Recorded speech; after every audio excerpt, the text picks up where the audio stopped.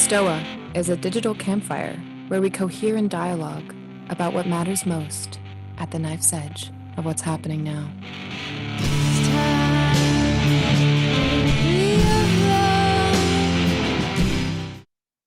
All right.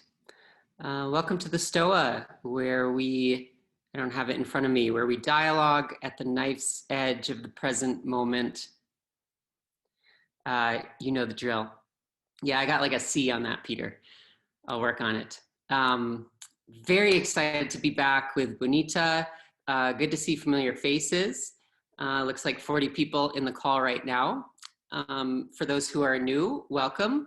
I'll just go over this structure really quickly. This is part of a 4-week series called The Hollow, and this is week 2. And it's going to consist of a presentation by Bonnitta and followed by a Q&A. There's a lot of content. I'll let Bonnitta speak more to that, but we have limited time, and we're going to make best use of it with those components. I'm going to post in the chat the links to the slides from last week, and then slides for this week is part 2. So that's in the chat right now for any of you who are interested. And with that, over to you, Bonnitta. Yes. Okay. Hi, everyone. Yeah, nice to see you here. Just a couple of comments. You know, we had a question last time about more participation. And, you know, one of the things that we're trying to do here in the Stoa, when in any kind of artistic or aesthetic artifact, is we compress time. So the presentation I'm showing you took me about, I don't know, 80 hours, 90 hours, 100 hours to do, not to mention the preamble, the work itself, the conceptual work. And then we compress it down so that you can experience some of it within 4 short sessions. Each one of these sessions obviously could support and anchor workshops. We could workshop this. So each session could be 6-hour workshop. But that's, you know, that's a big ask. I don't have the time to volunteer that kind of service to the Stoa. So what I want to invite you to do is experience these, get a hit off of what is happening here. Perhaps hang out with your friends, watch the videos again. We make the slides available to you. They're animated slides. You can experience them over and over again and set up groups to have conversations around some of this stuff, because these are just provocations of what you might be talking about or thinking about, or insights that you could have. And those could be, you know, happen elsewhere. So we really want to encourage you to take advantage of the material itself and bring it into community and bring it into a larger conversation. So yeah, so if some of you are here and you didn't either watch the video from last time or weren't here last time, unfortunately you might be quite lost, because in the sense-making series, they build on each other, right? So a lot was covered in the first session. It doesn't mean you can't enjoy what's coming, but it doesn't really stand on its own.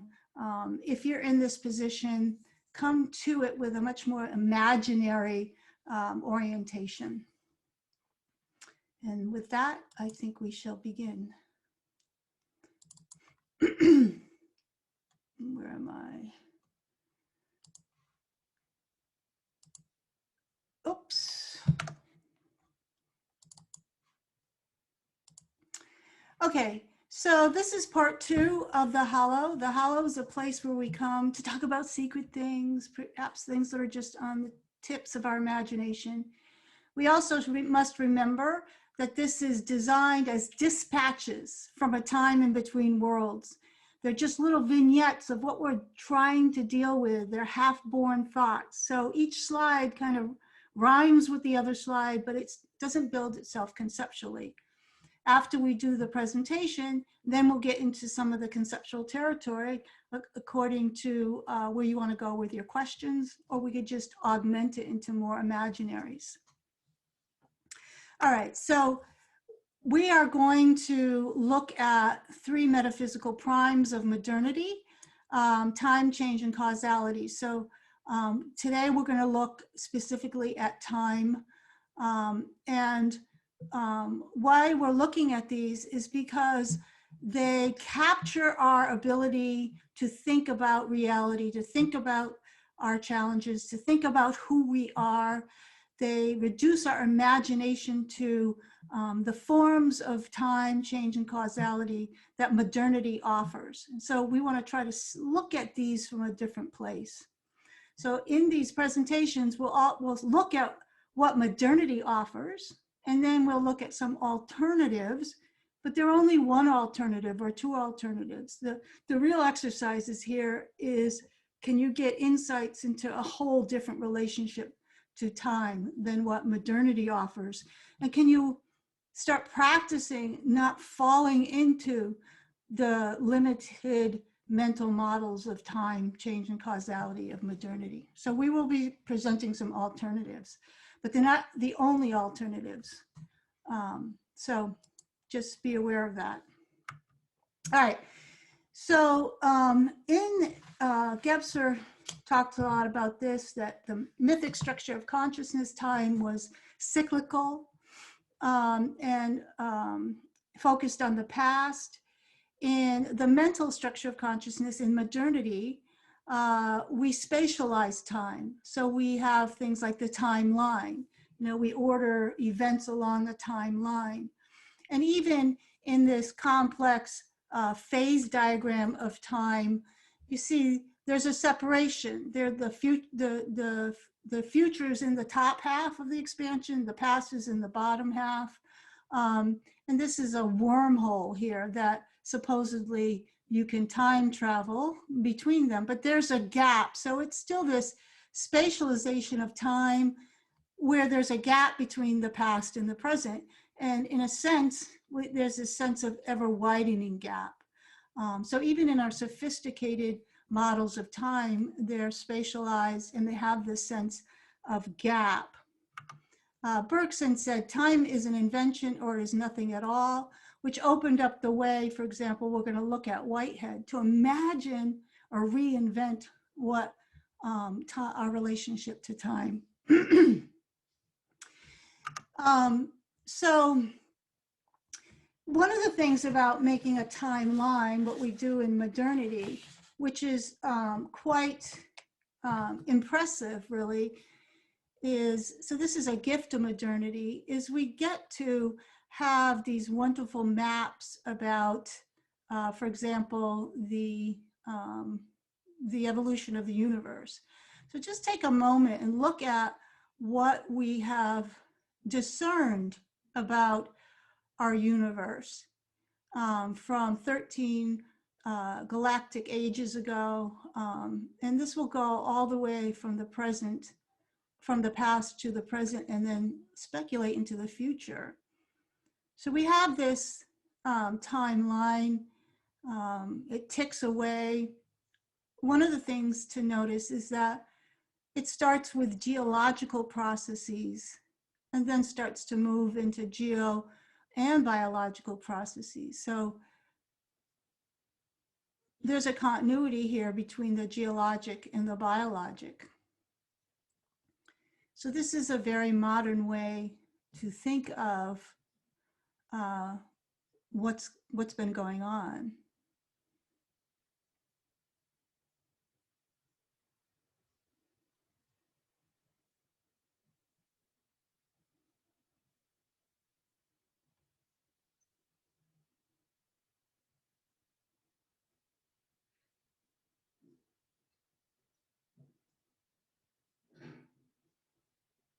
And just let yourself enter this deep time.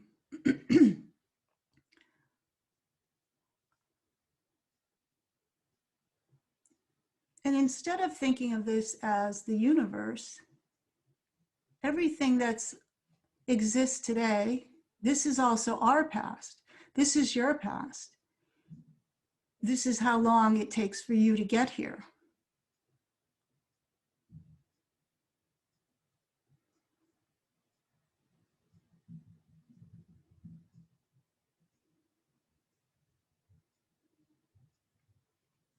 All these extraordinary events are compressed into the person called you.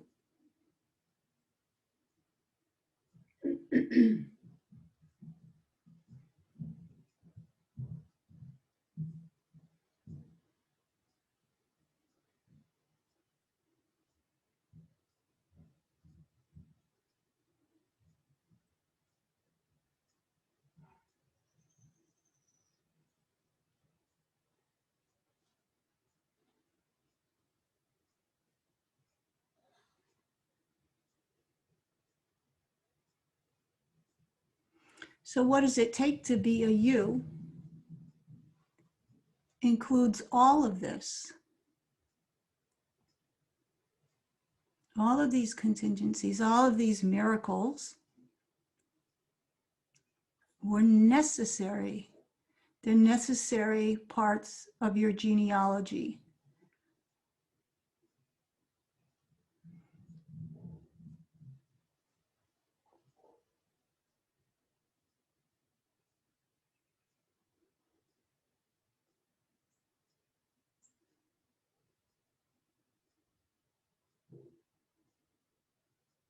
Even these extinction events were necessary for you to be here. And you see extinction events of 75% species go extinct, another 75% of species extinctions, whales return to the water.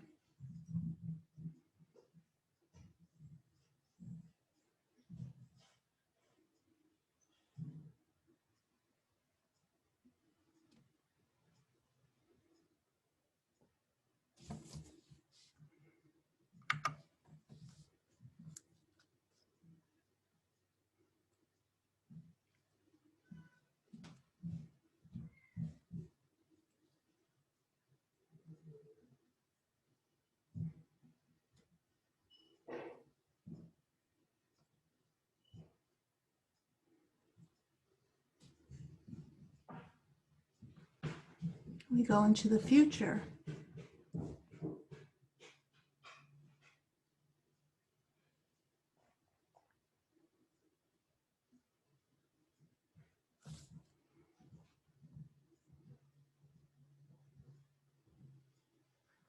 The oil reserves are replenished.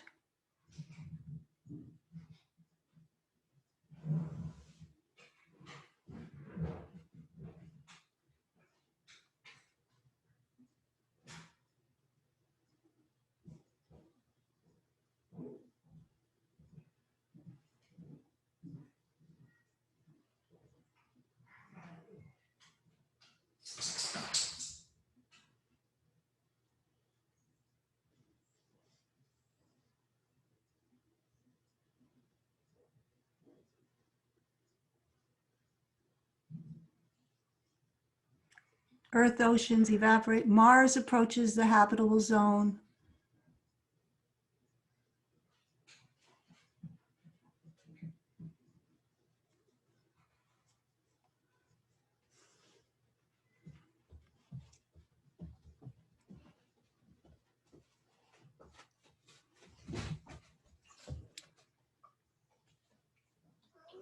So one of the mistakes we make as moderns when we look at a timeline like this is we see the events in the past as somehow completed.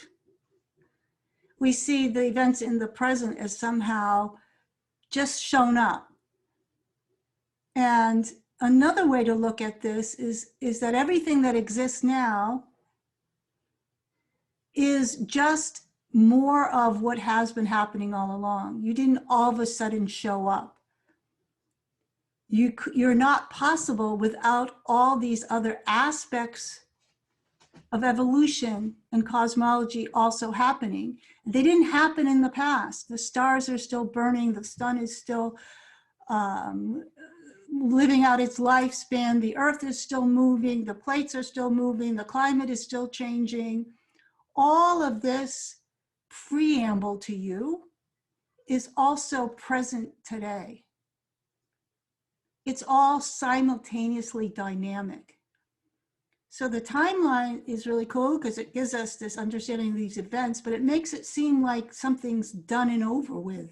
That the geology is done and now it's life, and the animals are done and now everything of importance happens on our branch of the tree. But there's no such thing as our branch of the tree. It's always the whole that is evolving at the same time. And this is a modern Aboriginal painting of time. And the big difference here, so this represents, you could say, it's not this literal, but this represents the past, this represents the future. You notice the placement, the future's in the ground, emerging like a seed, not in the sky up there. And the difference here is that the individual is not suspended between the past and the future, but anchored by the past and the future. That the past and future is implicate in the position that the individual holds right now. That's a big difference, right? Between being suspended, the past is gone, the future's not yet come, versus everything that's been before and everything that's coming composes me in the presence now. It anchors me in where I am. Do you see that? Can you feel the difference between that? So it's not like they don't have a sense of past and present and future, but they don't have this timeline where there are gaps and then we're suspended in the middle. And part of the reasons why we can even have a meme like a time between worlds is because of the way we arrange time. And that we're always, in this sense, we'll always be half born, right? We're always between becoming and emerging and having been and not yet. And this is actually psychologically quite unhealthy because we never quite leave and we never quite get there. There's a sense of suspension and not a sense of belonging. And even the future, as it orients itself, is implicate in where we are right now. So this notion of this kind of living wholeness between, quote unquote, the events of the past, which is actually doesn't make sense, and the events of the future. So this is, like I said, it's a modern indigenous painting, but you can really see the difference between being suspended in time versus being anchored by time, by the profound simultaneity of the dynamic processes of evolution and cosmogenesis. We have those two terms, cosmogenesis and evolution, because we also make a gap between, living and non-living. So all these categories we have create gaps.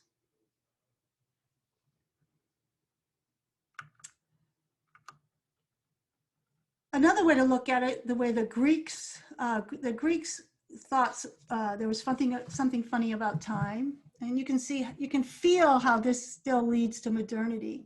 Because they had three words for time. Most people know the first two. Chronos is the passage of time, and it's represented here in these depictions as kind of a burden. The tree is old. It's been burdened by time, all these kind of time burdens. Then there was Kairos, and Kairos is has the quality of being saturated with resonance. So it's a sense of being playful or opportune time. But there's still something, there's still this kind of specter of death here. And so that's a depiction by this artist of Kairos. Then there's a third meaning of time that is called kainos. And kainos is a word that I learned from Donna Haraway. And she translates it as now, a time of beginnings, a time for ongoing. So she says, nothing in kainos must mean conventional past, present, or future.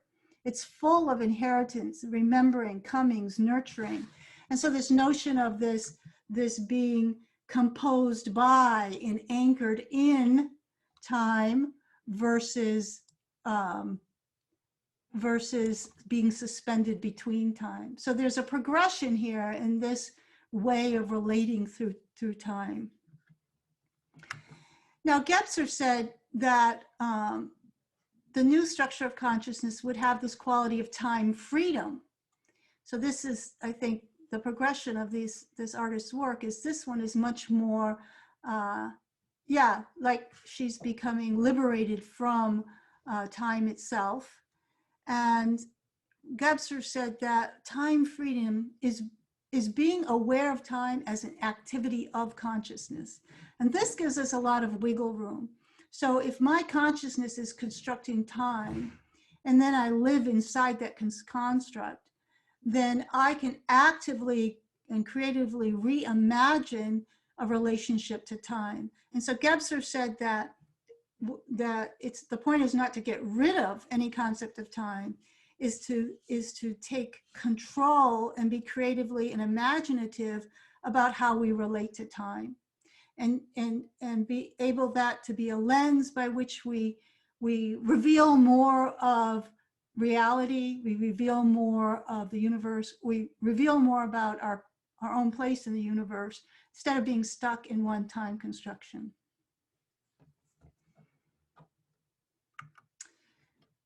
So one person who reimagined time was Whitehead. And one of the interesting things is there's a lot of resonance, rhythm, rhyming between Whitehead and indigenous conceptions, metaphysics. And it's not coincidental, not because Whitehead studied indigenous people, but because he moved back toward process thinking, pure process thinking. And the interesting thing about Whitehead is one of his critiques about time as understood by modernity is he said, in modernity, in this scientific materialism, this mentalist attitude we have, we only include actuals. We only include the actual events, not the potentials. So he said, so we put the actual events in the past, the potentials in the future. And he said, this is a incorrect categorization, that every moment actuals and potentials exist together. And the potentials, even though they're not made actuals, they subsist and they're causally effective in the present moment. In other words, he's saying what the future is the causally effective potentials that exist in the present. And that's how we imagine that there is a future calling us, not because we can get ahead of ourselves in time, but the future is actually the potentials that are implicated in the present. And he called these potentials that they don't exist, but they subsist. And they play a part in the causal emergence of the next moment. We'll get back to this later when at the end of the last session, we talk about causality and a process approach to causality. But the sense that there's a lot more going on than just the substance of what we experience. So he said,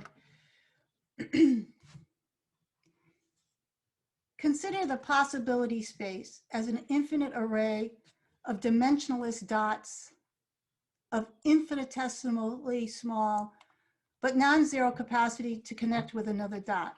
Okay, first I have to say, he never said this. This is my metaphor for getting into what he said.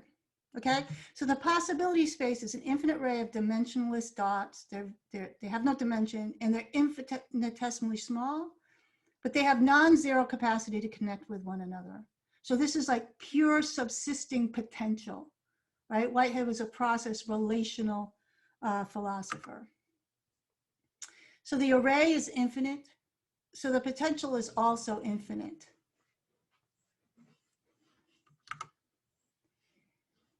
what actually exists is a small fragment of what potentially exists.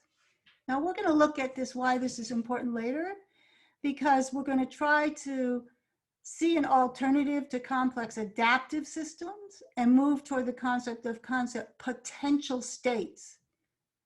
So instead of always adapting reactively to what exists, is to creatively potentiate what is potential in this state. So this move from like, well, what's out there is actually a small fragment of what potentially exists, because there's this infinite array of potentiality and not all of it is connected.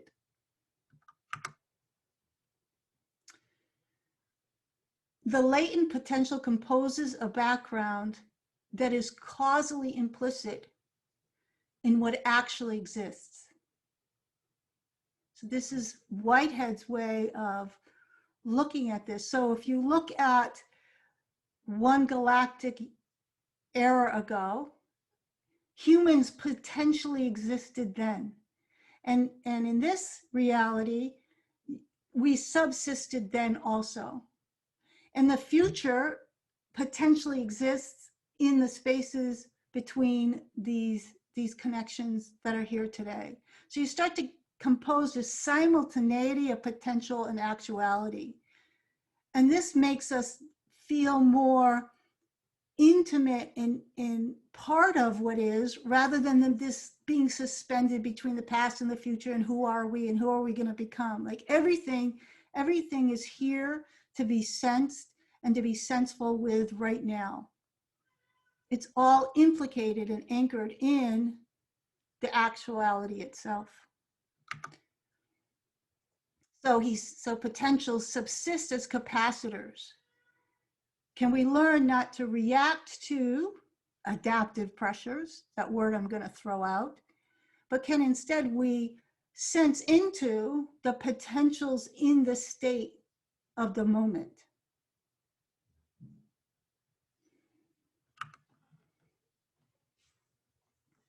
New relationships are always threatening to appear. Just think how cool that feels. New relationships are always threatening to appear. We got a little hit of this during COVID when some people were like, wow, things are moving now. Things are moving now. And this sense of these, we'll look at it later also in terms of resilience, this sense of not being clinging, that all the connections that are already here can't be cut. You know, we don't want all the past connections and all the no, we want to disentangle some of the pieces. So the new potentials that are threatening to appear. This is like a completely different reframe with time and potential. And of course, this also resonates not only with indigenous people, but with a lot of spiritual, mystical people. And Dogen said, the time has come and beings appear. So this notion of really, if you think of like, we started off with, does the world make sense? Well, this is a different reframe. Whether it makes sense or not, what is threatening to appear? This is very interesting. There's all these cracks now. What's threatening to appear? It's very vital, very exciting. I find it very exciting. Yeah, so that's more of my orientation to it. So where is time in this? Time is the simultaneity. Nothing is ever, you know, I had this insight once that nothing is ever lost and nothing's ever gained. There's just this change between potentials and actuals and the movement between them. And it's less contracted than this, so is civilization collapsing. We looked at this timeline. I mean, is this little Western civilization collapsing? Look what had to happen for us to get here. I mean, taking a deep time, even from a modernity standpoint, perspective can be very, very liberating.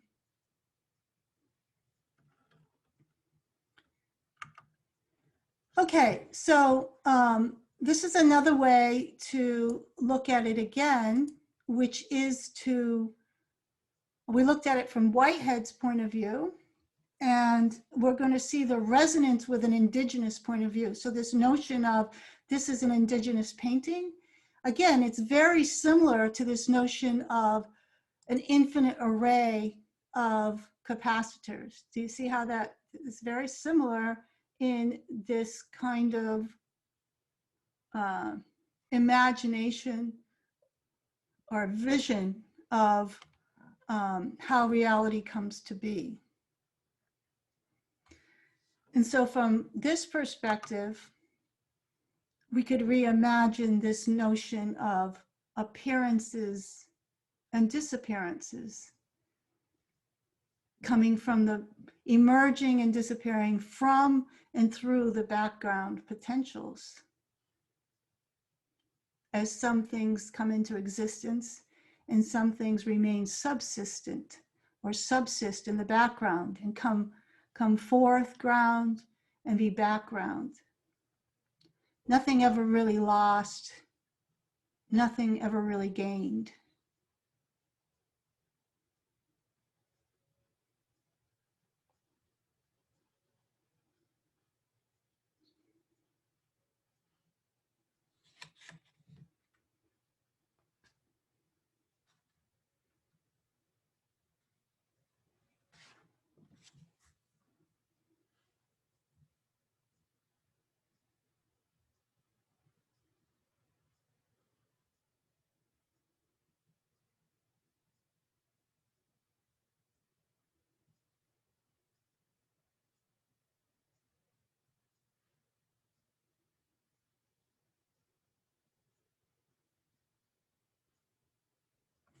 And this experience of where did those beings go?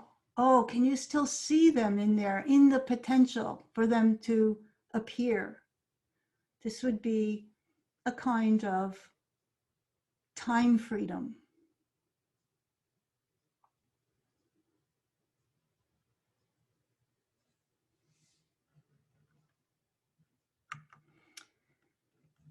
So the takeaway here is that we are weavers of time, and we do this freely. It just is the way our consciousness, human consciousness works. But we have been weaving unconsciously, and so we trap ourselves in our own nets of knowing.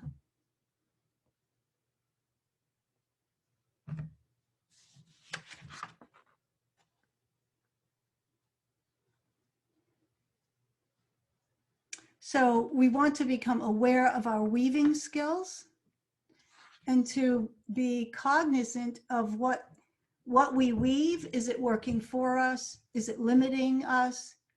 Are there new ways to weave these primary structures of time?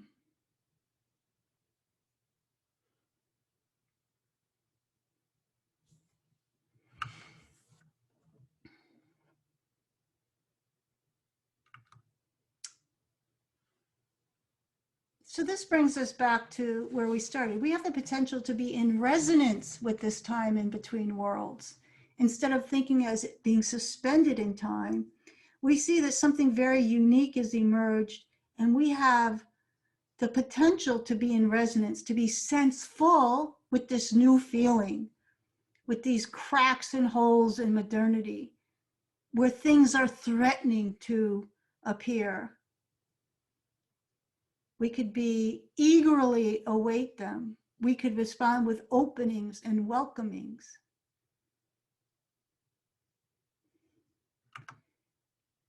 We have the potential to savor its precious flavors, to articulate and communicate this as dispatches to those who are missing out of this time.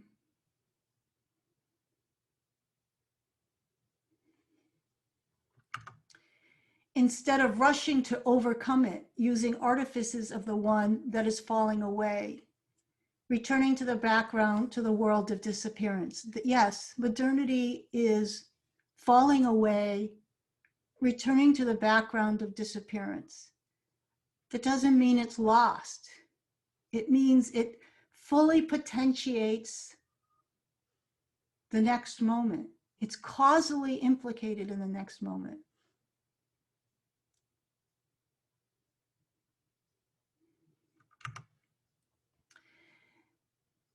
This kind of change in our consciousness would be of such radical proportion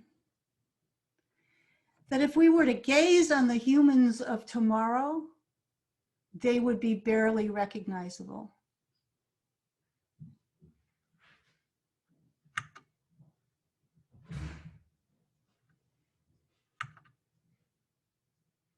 We would peer into the future and see our future selves the same way we peer at the animals and see them as somehow other than us. And this is the existential anxiety that we have by putting time on a line. We look into the past, we don't see ourselves in the animals, they're other than us. So here we are in between. We look into the future, we're afraid, where will we go? They're other than us. So we're forever suspended in between the life force that is continuously and simultaneous in the deep past and the deep future. This notion of this timeline, this timeline thing makes us see the stars as other than us, the animals as other than us. So here we are, orphans. Then when we see we might change, this is really sad, the last of the Mohicans, because what's coming through us will also be other than us. And so this is incredible existential anxiety, that we don't see our own continuity. It's this exact same move. Peer into the past, other than us. Peer into the future, other than us. What's left? Nothing. We're in a time between worlds. We're temporary, short.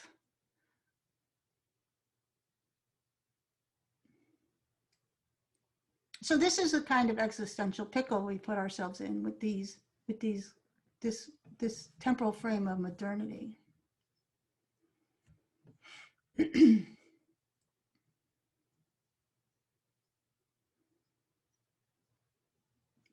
And if you switch this around and you look at nature and you look at the animals, there I was.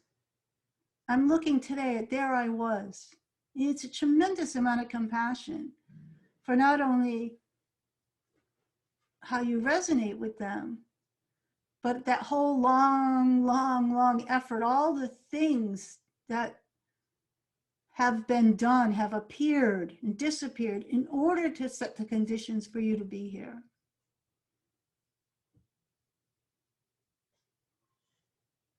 And that it's moving, continually moving toward destinies that we share but we don't know.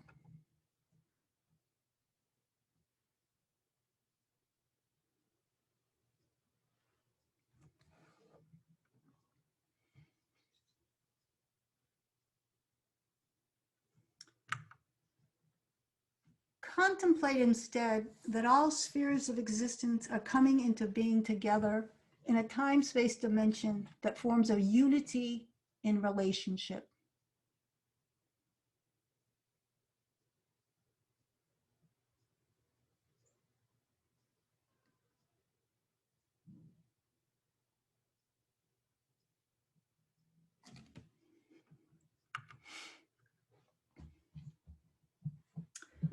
And I think this is the last slide, so we'll have plenty of time for Q&A.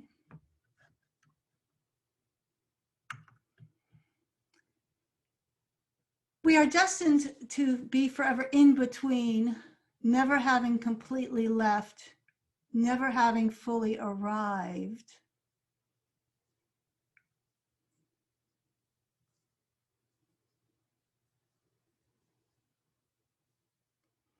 It has become the proposition of our era to be in a time between worlds, unable to reside among them in resonance with their perpetual fluxes and flows.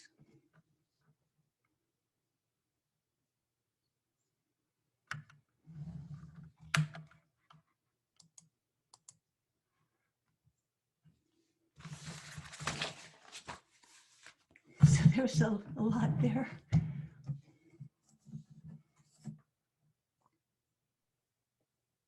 Thank you, Bonnitta. We'll jump into questions now. Just a reminder to everyone to post your questions in the chat and put a Q or a question, the word question in front so I can see it.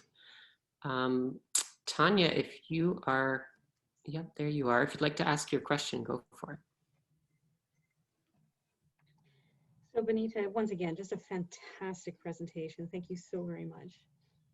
When you were speaking, it reminded me of some of the conceptions that I've come across about death. I mean, a lot of Western society fears death, is not, you know, you prolong life as long as you can and all this kind of stuff. But I've also heard that people don't actually really die in a real sense, because if they have touched others, their existence lives in the other. Is this kind of consistent with what you're talking about? Yes, it does lead to trying to reinform us about death. And there's a couple, again, I'm going to riff around, but it'll circle back. So there's a couple of different ways to look at this. Like, one of the thought experiments is to say, is the first amoeba still around? And you know how amoeba reproduce, they just split into two, and then they, like, so is the first amoeba still around? Well, yeah, sort of, right? And that's more of what a process view looks like. Now, because we don't see the continuity between people, because we see ourselves as separate bodies. It's harder for us to say, is the first human still around? But an amoeba, you know, it's not like you see one of them go away. And we're hyper vigilant about, well, the other one's not around. But if you could see the continuity like you expressed, the person lives in the imagination, in the actions, in the ripples of their life. Those subsist into the future. That's not comforting to an ego that's contracted, but that's a good start. Another way to think about it is, in process philosophy, the number of potentials are infinite, and the number of actuals are infinite. But they're not exhaustive. So there's this notion of, so this is how Whitehead talks, and that's why those quotes weren't Whitehead's, but what it means to be infinite but not exhaustive means there are an infinite number of potentials in the future, but some of them have been taken out of existence. And I'll give you an example of what kinds of things are taken out of existence. There was a time before there were elephants. There may be a time when there are no more elephants, but there'll never be a time when there were no elephants. And that always subsists in the reality. So the potential for there never to have been elephants, that potential is taken out of existence, even though it's an infinite number of potentials. So that's another way of look at the miracle and the preciousness of your life. It's never taken out of existence. It never has a beginning. I mean, you go back and then you think of the first person, and then a miracle happens, and then there's evolution, you know, where do you start? And you're never taken out of existence. So from the here and now, it's like, well, what are you going to do with your life? Are you going to worry about global Trumpism? Like, I mean, can you put that in perspective? You may act on it, but are you going to worry about it from a contracted space, you know? So that's another way to look at it. And The third way to look at it is when you're talking deep evolution and you're talking about the human species. So you might say, there's another way to look at it, because people today, another thought experiment is, okay, I'm reconciled that I'm going to die, but I don't want humans to die. And this just bumps up the problem at an anthropocentric level, right? So it's like, so that long timeline. So the more, if you can identify with all the human race, that's helpful, but then you don't want humans to go extinct.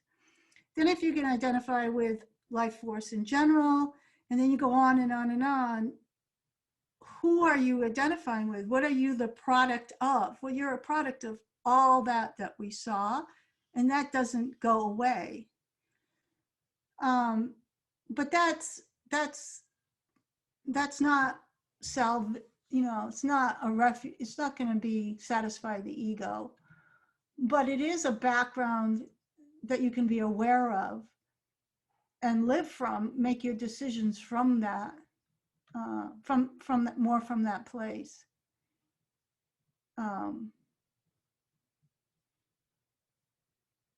It's always tricky territory, because it doesn't mean, well, then forget it, I'm not going to do anything, because the sun's going to die out anyways. But what you do to address the suffering or to speak to your neighbor is now qualitatively different, because it's not driven by threat and contraction. It's driven by a deep sense of well-being, belonging, and intimacy, and humility.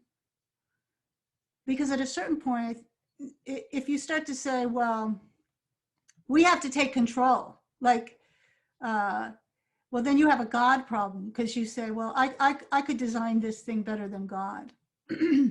Chances are you can't. So all of that's in play in kind of these thought experiments. But death and extinction are certainly two big ones.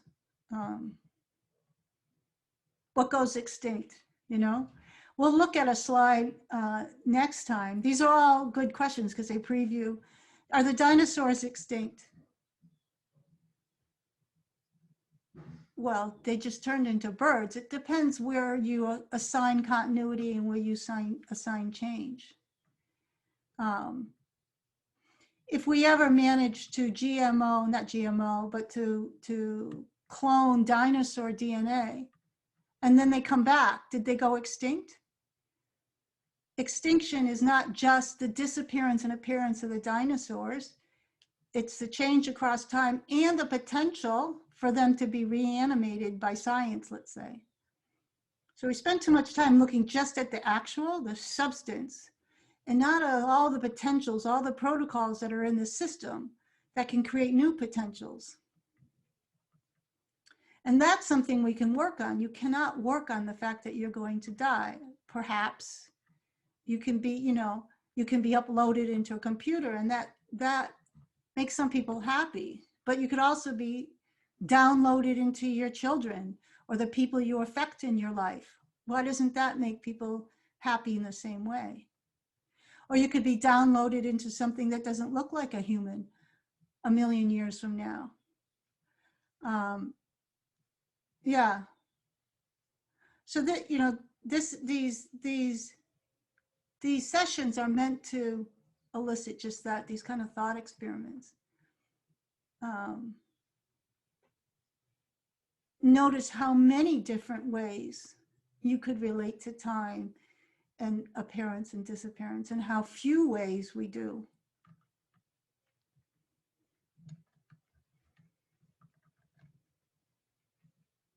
And notice also how the indigenous imagination in the Whitehead science, which got incorporated into a lot of modern science around quantum mechanics, are very resonant.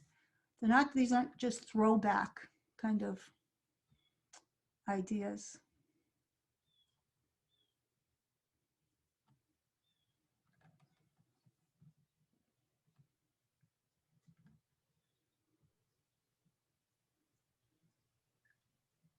Thank you, Bonnitta. I think, Skylar, your question is a great follow-up. If you'd like to unmute yourself and ask it, go for it. Hi, Bonnie. Thank you so much. Yeah, I just was feeling into grief and, thinking about that nothing ever is ever really lost and nothing is ever really gained. Why do we feel the loss so much? Or what is the role of grief maybe and mourning in that case, in the human experience? Yeah, so this is very similar to what came up last time. So we were talking about the affect streams and how there's three primary affect streams, and there's contracted forms, and there's expanded forms, and then there's spiritual forms. And these are neuroanatomically and neurochemically dynamically identifiable in all mammalian bodies. So the affect stream of connection is care, panic, and grief. So care is when you care for something, someone, a thing also, an animal or a thing, what we call a thing. Panic is the fear of losing that. And grief is the experience of having lost it. And so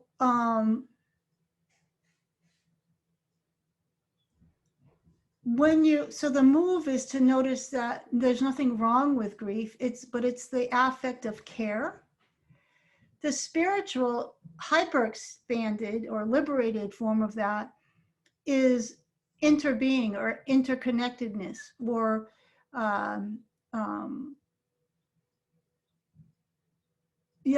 this feeling of being connected with all things and all things being connected. So the fear of losing or having lost goes away. But the way I relate to grief is, and the way I relate to all affects is, first I want to have that awareness and understanding of it. But, affects come and go, and they take the time they take.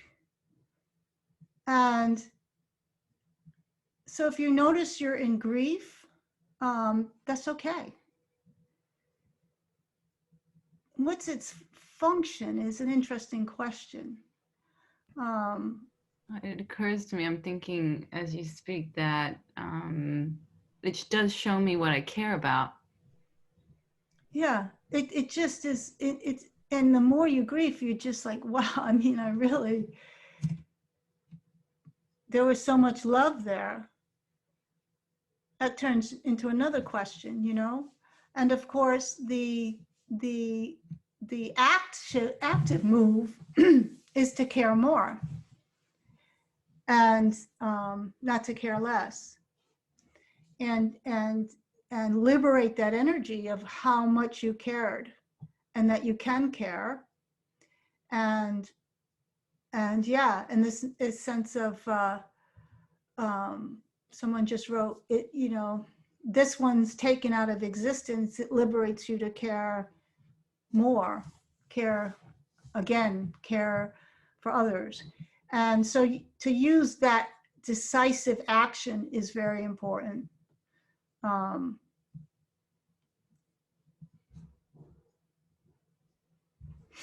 That's different than this feeling, and this is important. Some people have grief.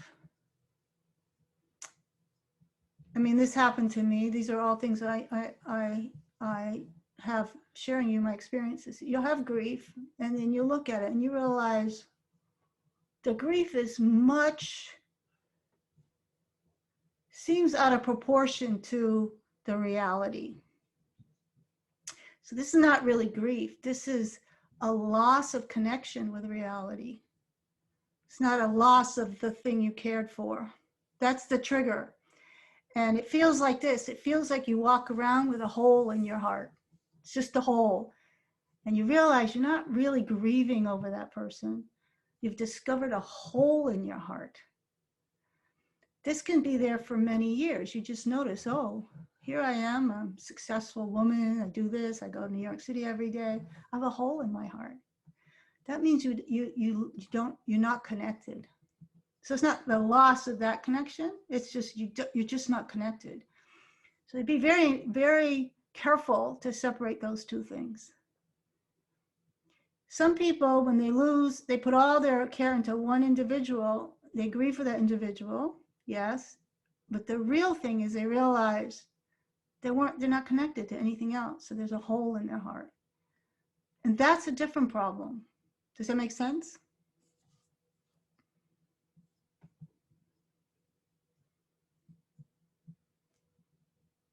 And literally, the grief feels more like in your heart. This feels like right here. There's just a hole right there. Here. Grief you hold mostly up here. Panic up here. You see, and it moves to the lower chakras because you're not connected. Is that helpful? Amazing, thank you.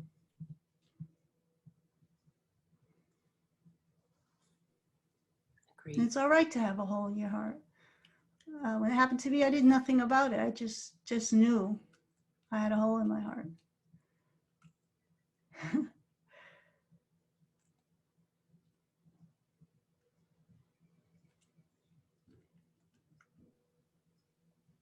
So we've got a few questions here, and they're very similar. It almost doesn't matter who asks their question. And they're about how do we embody this new relationship with potentiality? And so, yeah, maybe keep that in mind, Bonnitta, that this is touched on in a few different questions. But I'll let Victor, if you're here, if you'd like to ask your question. Yay. Hi, Bonnie. So my question came out as, what do you feel it means to be in right relationship to potentialities? Right. I really liked what Pradeep said too, so I'll read his as well. So what he said was, like, what heuristics do you consider in choosing to actualize across an infinite potentialities? Is it based on well-being, compassion?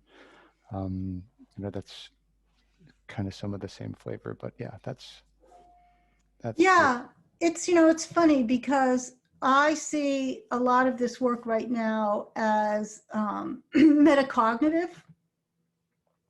And so I'll start with there and then I'll work to maybe more of what you asked in your question. So, and for me, it's kind of like, we'll get to this. I'm glad we're asking this now because we're going to be crunched for time, and we're going to end up time, change, and causality.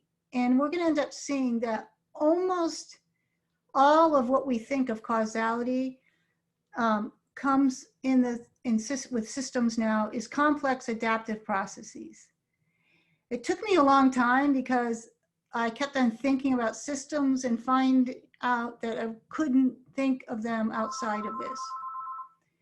And what happens is, at first we imagined complex adaptation as the agent in the environment. The environment exerts pressure and the organisms adapt. And that's not really what Darwin said, but I call it the Darwinian attitude. We take it like that. Then we get to this funny place where we say, no, the environment's adapting too, right? So that's a good move. But then what happens is we get to the Anthropocene where the environment is actually being really put a lot of pressure on by humans. Now we have a closed loop in our model of change. Everything is adapting to everything else. And it's like a perpetual arms race. And it's just the noose is tightening. And this is how we think about climate. This is how we think about the markets. This is how we think about everything. So this is self-destructive conceptual material.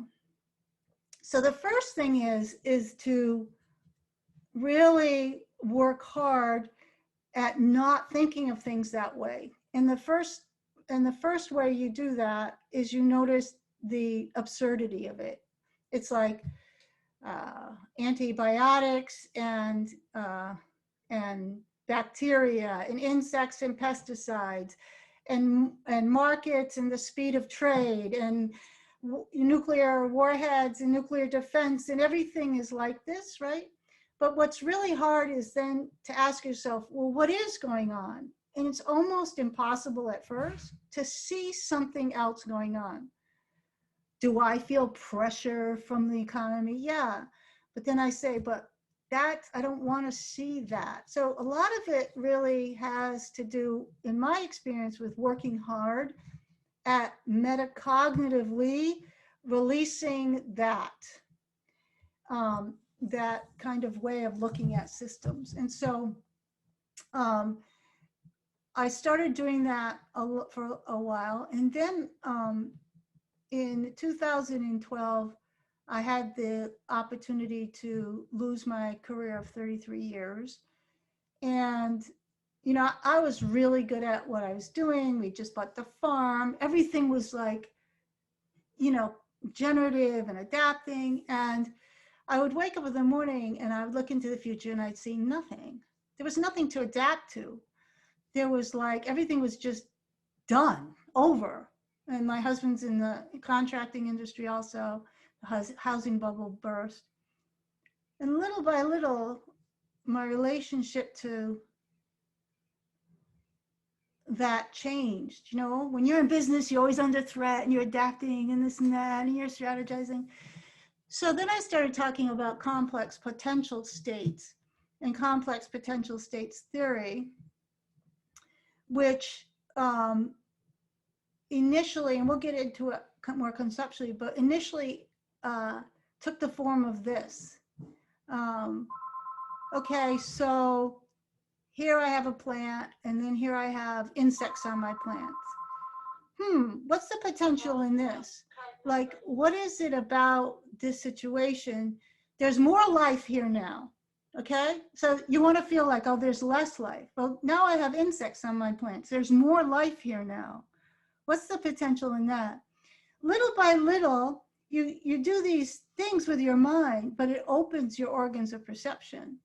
And you start to see, I have those bluebirds now, and all of a sudden, the way things unfold is different than they did before because your actions on them have changed, because your questions changed.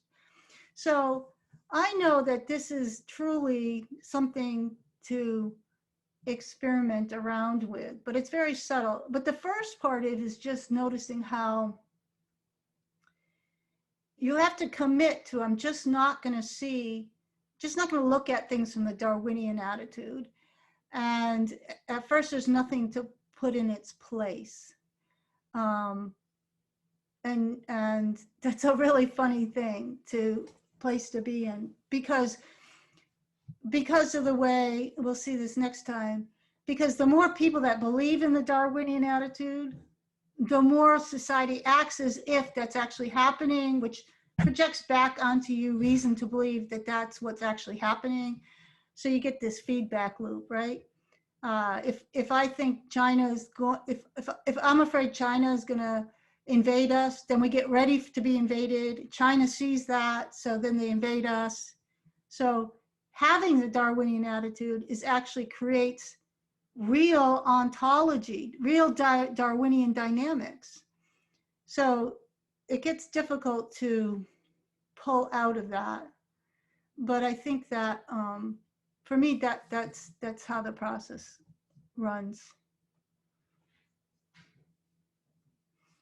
So that would be the embodied thing. First metacognitively, and then just try not to use that framing, not having any other frame. That changes your behaviors. That changes what's actual. And then you see, oh my God, a change in my frame or a suspension of that actually changes something. Yeah. It's a interesting way to live.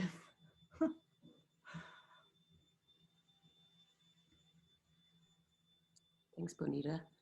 I think that's a good good segue into this question from Tim. There's a couple of questions around intention and agency, and they seem related. And Tim's question, if you'd like to ask it, about agency and defeatism kind of ties into some of the like adaptive fear that you were talking about.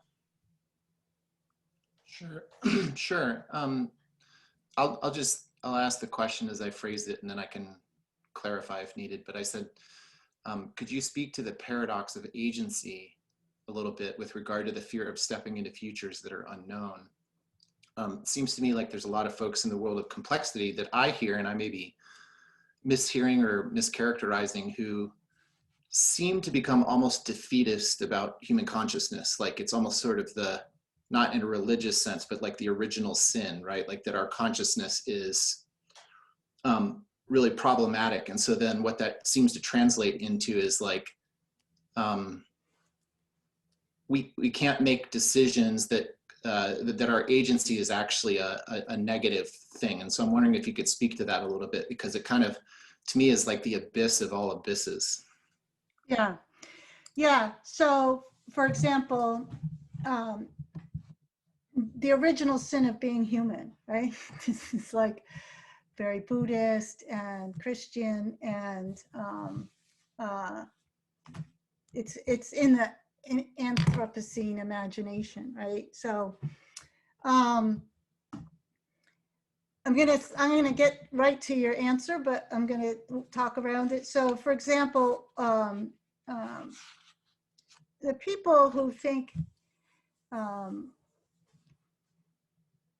the environmentalists always have had this problem, because on the one hand, when they're feeling good, they'll argue that, well, people are nature, you know, people are natural, we have natural needs, we need to live in natural environments, we're just nature. But then they'll say, well, people are destroying nature. So basically you've said nature is destroying itself. And now, do you think nature is evil, or is nature, you know, 100% good? And so you get into this tautology. So the agency, so if you believe in the continuity of life, then the agency of people is the agency of life, is the agency of nature. But it's also a long game, right? So you can't define the whole from this short time of modernity. So that's one thing. Another thing is, whenever we talk about agency, there's two types of agency. One type, meanings in that. One type is the ability to act out or behave on my own intentions, right? So can I speak my truth? That's agency. Now, the ability to predict what effect that has is different than agency, right? So is my agency coupled with predictable outcomes? No.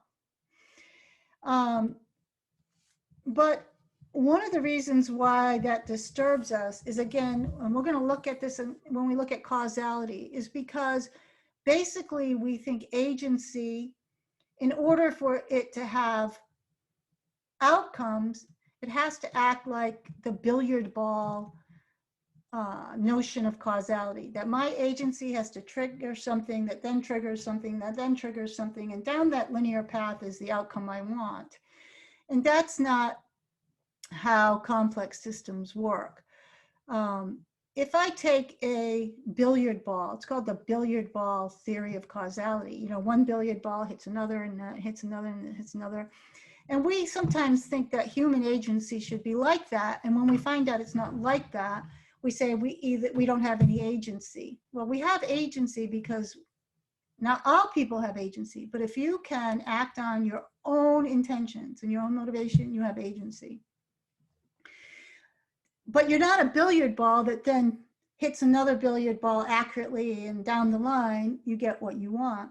And if you think of this, the difference between, if I have a billiard ball and I hit another billiard ball, we think of that as, you know, we do the physics in terms of angles and linear angles and stuff like that. It works for billiard balls. But what's really happening is if I take a billiard ball and throw it in the pond, what happens? Ripples, right? Well, when a billiard ball hits another billiard ball, the same thing is happening. Energy is rippling. But the ripple effect is inconsequential to the scale at which we want the movement to happen, so we don't include it. Does that make sense? This is a metaphor, I'm going fast. But so the same thing with our agency. Agency is just, it's like you throw yourself in the pond and then there's ripple effects. You don't have control over those. So you can't linearly tie yourself into projected outcomes like a billiard ball. But when you ask that question of agency and then you get nervous, that's what you're doing. How can I have agency if I can't do the physics, the linear physics from here to my outcome? So again, it's a matter of taking the mental models in which we ask our question and be very, very careful that one mental model is not, that's where a paradox comes from, because we're in one mental model that doesn't make sense with the other mental model, and we try to put them together, and the question self-destructs into a paradox.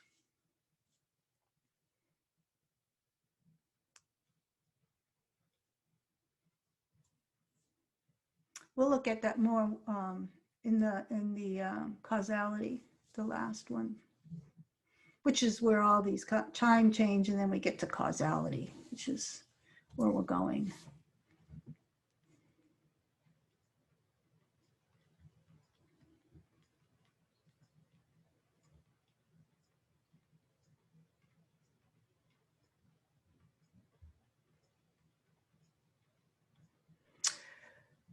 Yeah, so potential is likened to a capacitor. What discharges the capacitor? So that's a very interesting thought experiment.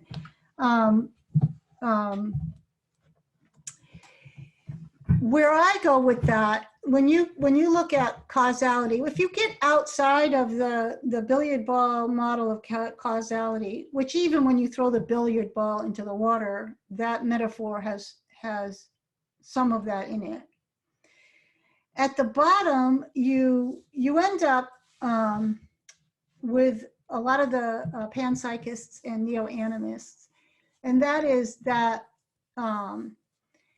that the capacitors are self-animated, and this is actually a move that's happening that happened in the imagination of Einstein. For example, he said there's no such thing as gravity. There's not like the Earth and then gravity.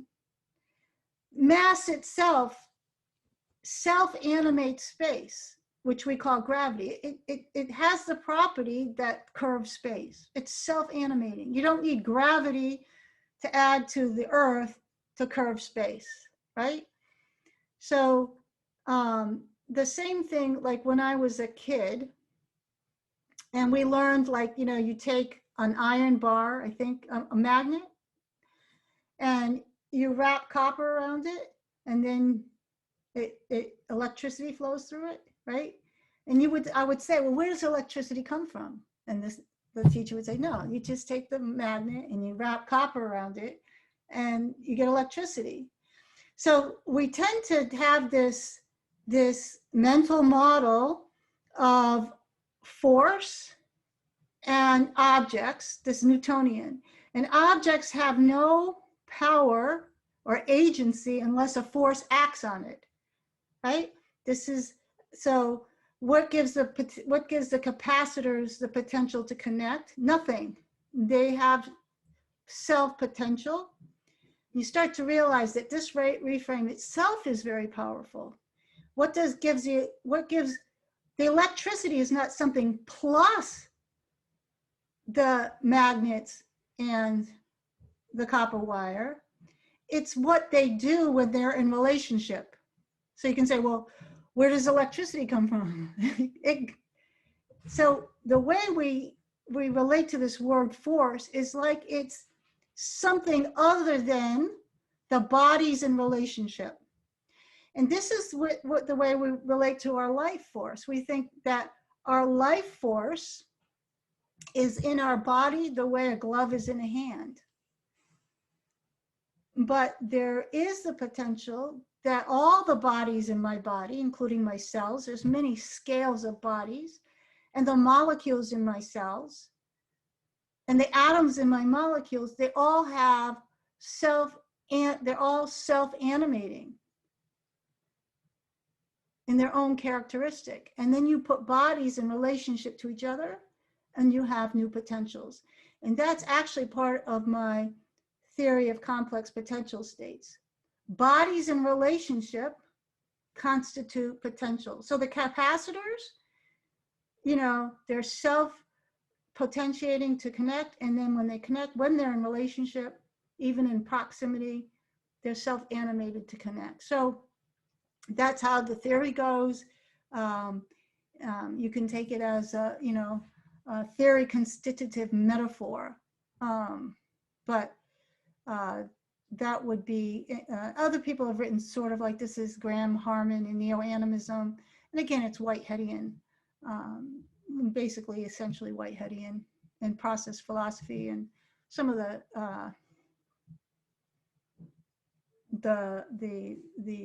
Dzogchen Buddhists and the Chan Buddhists. So let me just follow up on that a little bit. So if the interaction with the terrain around you or the people around you is part of what creates the potential, where does agency come into play?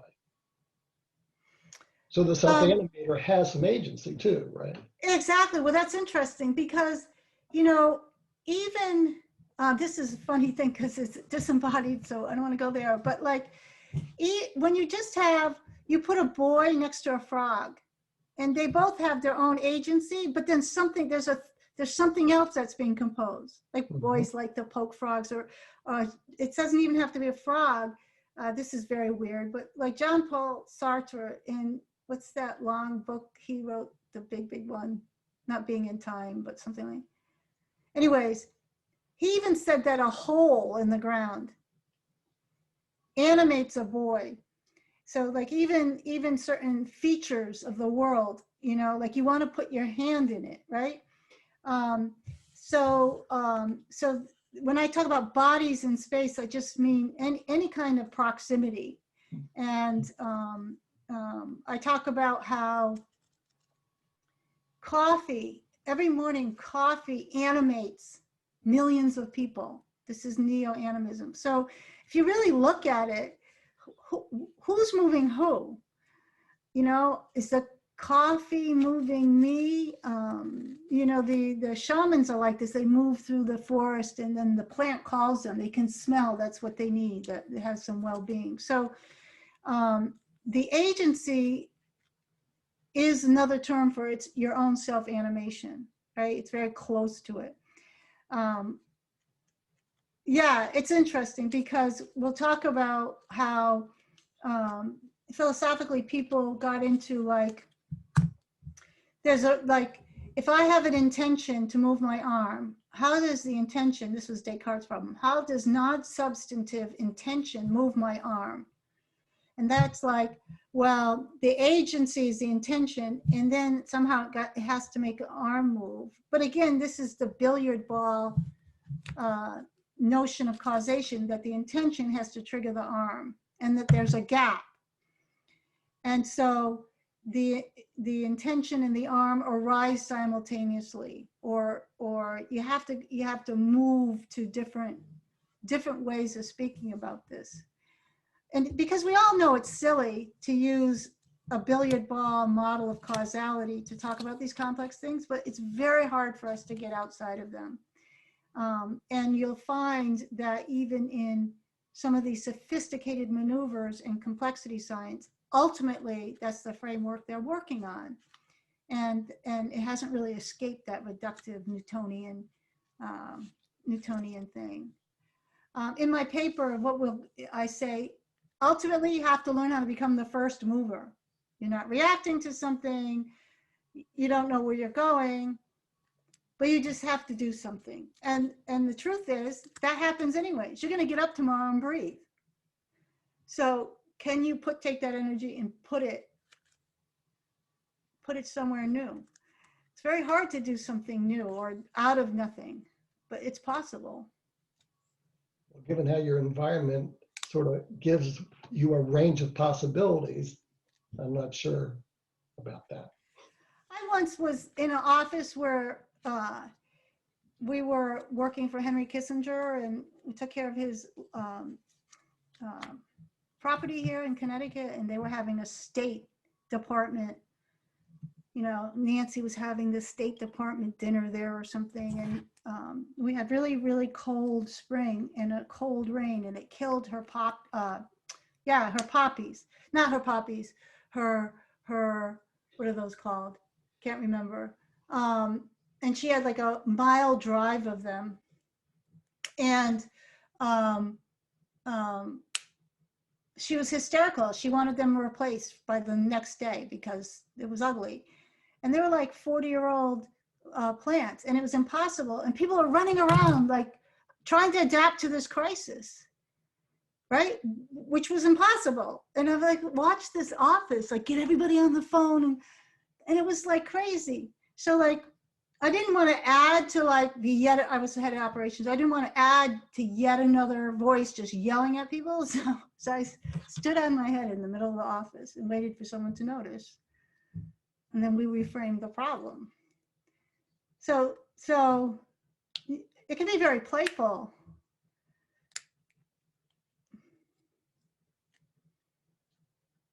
And then when they noticed, I said, "You're talking about a person who systematically watched her husband systematically, kill innocent people in Lebanon. I think she'll get over this," or something like that. Yeah, she used to complain that some of the workers and maintenance people that we sent to our house wore coolie hats, these garden hats. And she refused, she wouldn't have that because it reminded her of Vietnamese people. She was crazy. Okay. That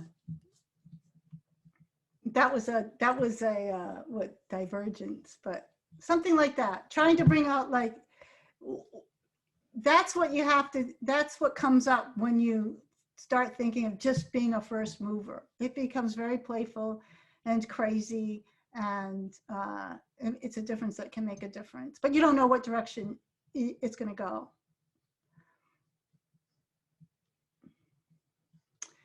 Maybe one more question.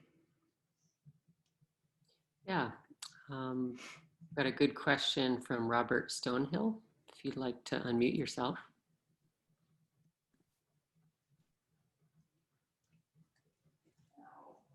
So, hi. You first, as like practical takeaways, the first thing that individuals can do is work on metacognition for non-reactivity. And the second thing that you've talked a lot about imagination. And it seems like a lot of these ideas require a vivid or a deep imagination. What are ways that we can develop this imagination? Thanks. Yeah, so everybody has imagination all the time, right? Because all these common ways we think about time are actually imaginaries. So we are built to serve up imagination. The way we get caught up in the war on sense making. There's a war on, that's an imaginary, okay? It's a meaningful fiction. So first to notice that no one's not unpossessed of imaginaries, that this is always happening. So the first step is to notice how much of this is imaginary, and then being able to, okay, I'm going to do a Jordan Peterson, clean your room. Is this an imaginary you want being served up automatically without your choice or not? And if it's not, just get rid of it. Now, in the meantime, you have nothing.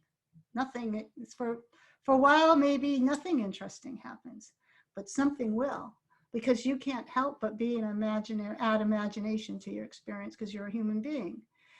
Now, you could sit on the cushion and get rid of that entirely, but that's not useful because you won't be imaginary.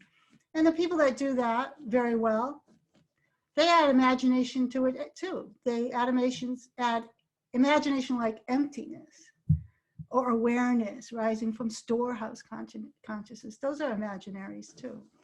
As far as I'm concerned, unless you're into completely non-conceptual, non-conscious awareness, something is going to be served up in your imagination. So first, be aware of all of that. That's the metacognitive skill. And then try to clean your room. Nature abhors a vacuum. The mind abhors not having something in there that's imagination. Yeah, so playfulness, stubbornness is like, I just don't want to think that way. Like, I'm tired of it. Like, it's just boring. It's boring. Do I want to live my whole life like worried about that? No. I mean, it becomes easier when you get old because there's only so many years left, and you're like, really? No, you know? So you become stubborn or committed to, like, yeah, sometimes living in something that's so completely imaginary you don't even believe it is helpful too. As long as you know you're living through that imaginary. You know, children pretend all the time. They have wild pretends, and you read some of these Vygotsky transcripts of children can pretend, and let's say there's only two children. So one's pretending they're the father, the other one, but then this one has to be the grandmother of that father, and they have all these levels, but they know they're pretending. You know, they're wildly imaginative. And this is apparently is required to learn something new. Good questions. I don't think that's a full answer, but it's a good question. Okay, I think we did good. We had nice 45 minutes of question and answers this time, so that was a little better in terms of participation. Yeah, thank you so much, Bonnitta. That was great. I'm going to plug a couple events. We've got Collective Presencing, which is next in half an hour. And if you're enjoying the work with Bonnitta, maybe you can say something about this, Bonnitta. High pitch conversations in a new key, your cheekily named event. Anything you want to say about that, Bonnitta? Coming up on October 22nd. Yeah, so it's an experiment being run by a group of women. I don't know if Skylar's still on this call, but myself, Skylar Brown, Rhea Beck, Nora Batesum, and Miriam Mason Martineau, and Etche Anderson. I don't know how to say her last name. It's called High Pitch Conversations in a New Key, because we're trying to bring something to the podcast space that's different and that is absent, and that may be something people are looking for. Other than that, we don't know much about it ourselves, so we're kind of scared. But the chance to be with a group of women who are all exceptional, very different, and don't know what they're doing together, except they want to do this together. How's that for a plug? Awesome. Thank you. Thanks, everyone. Here's the links to the slides again, if you're interested. Thank you so much, Bonnitta, for your time and for your obvious effort that you've put into these presentations. See you all next week. Morning, chasing